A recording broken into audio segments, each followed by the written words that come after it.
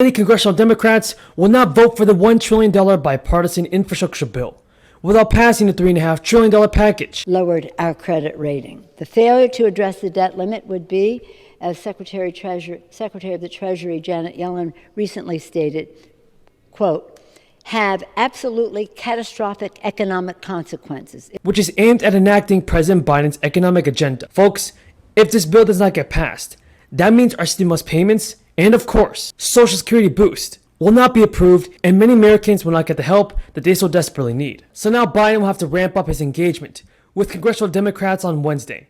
And that comes as the legislative agenda reaches its highest stake moment. We're also going after the bad actors and pandemic profiteers in our economy. There's lots of evidence that gas prices should be going down, and the Build Back Better plan that I have proposed. President Biden is going to meet with Chuck Schumer and Nancy Pelosi to speak about this, folks. So hopefully Chuck Schumer, Nancy Pelosi, and President Biden can all come to an agreement and help out the American people with more stimulus relief payments. Do you approve of Congress and how they are dealing with our stimulus check?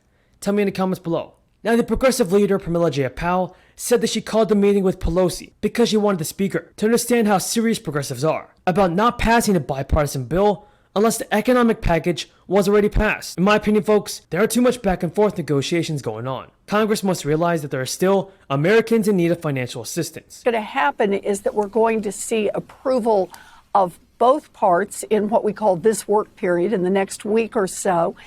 And then we're going to have to go back and put more details in the bigger package, in the package that looks at exactly how we want to structure child care to make sure that it's available. So in early September, the Biden administration let the unemployment benefits end. Now Bloomberg reports that workers have not come rushing back into the workforce after benefits came down. And early research has shown that ending benefits early could strike a big economic blow for jobless Americans and our state's economies. Right now, 8 million people are still unemployed. Something's not matching up. Don't you think we ought to hit the pause and find out the vulnerability that we have, Dana, right now? We don't know what happened with this COVID. It's awful coming back the way it is with a vengeance. We don't know about inflation. We know it's running rampant right now. I can tell you in West Virginia, inflation's running rampant. And on top of that, the challenges we're going to have, geopolitical challenges. Shouldn't we be prepared? And everybody in the report shows that the government's decision to let unemployment benefits end will result in a $144 billion decrease in annual income and an $80 billion decrease in consumer spending. The average annual decrease in income from unemployment insurance is around $14,000 per person, and those figures come from an annualized analysis of research that looked at the economic impact of cutting benefits off early. Studies have shown that the loss of unemployment insurance benefits at the state level has resulted in recipients of unemployment insurance spending about $145 less per week. For every dollar in benefits lost, spending dropped by 52 cents. And that added up to a $2 billion drop in spending across all of those states. At the start of the crisis, the federal government expanded both the size and scope of unemployment insurance. Crisis unemployment assistance made gig workers and freelancers newly eligible. Among others, a separate analysis found that crisis unemployment assistance made up the greatest share of federal unemployment insurance distributed in 2020. The government beefed up benefits in the form of additional $600 weekly, which will later become a $300 benefit. The consequences for the economy, for the American people, for our standing on the world stage would be too severe. Senate Republicans and the Republican leader, however, are again engaging in fantastical feats of sophistry. Now, the enhanced unemployment benefits, alongside stimulus checks, help some Americans stay out of poverty. The U.S. Census Bureau found that official poverty rate rose by 1% in 2020. Even so, the Biden administration affirmed in August that benefits would come to a close in September.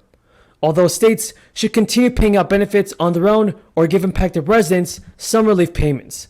But no state, everybody, said they will continue benefits. And also, there is a limited amount of time for families with eligible children to sign up if they did not get the checks automatically, likely because they don't traditionally file a tax return. The IRS non-filer portal will be open through October 15th, meaning there's just 1 month left for families to use it. Families that enroll for the credits will now see a larger remaining payment than those who have been getting them monthly since July. That's when the checks began. And that is because the monthly money is in advance on a 2021 tax credit. Half of that comes to be delivered this year, with the rest to families when they file their taxes next year. The American Rescue Plan passed in March expanded the existing child tax credit, adding monthly advance payments and increasing the benefit to $3,000 from $2,000, with a $600 bonus for kids under the age of 6 for the 2021 tax year.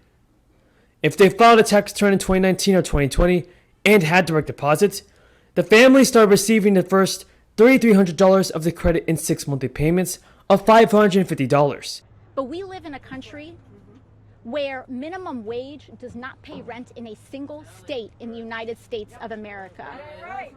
Telling someone to get a job when they're about to be evicted is to communicate that you're not living in this country at this time. When moratorium evictions expire, there is an associated increase in COVID-19 and mortality. Right now, 7.7 million renters report being behind on their rent. That is nearly 14% of all adult renters. And people of color who have been hit hardest by this pandemic are disproportionately at risk. Nearly 1/4 of Black renters report being behind on rental payments. Now, last year, Congress worked together to account for that staggering reality. We believed that landlords should not have to bear this cost alone. So we provided more than $45 billion in emergency rental assistance. And that money is now getting into the hands of landlords around this country. It is helping families who lost a job get caught up on missed payments. But the money is going out too slowly. As of the end of August, nearly 90% of emergency rental assistance funds had not yet been distributed. There are still billions of dollars to distribute and millions of families who need that help to avoid losing their homes. But thanks to an extremist Supreme Court, evictions are now on the rise.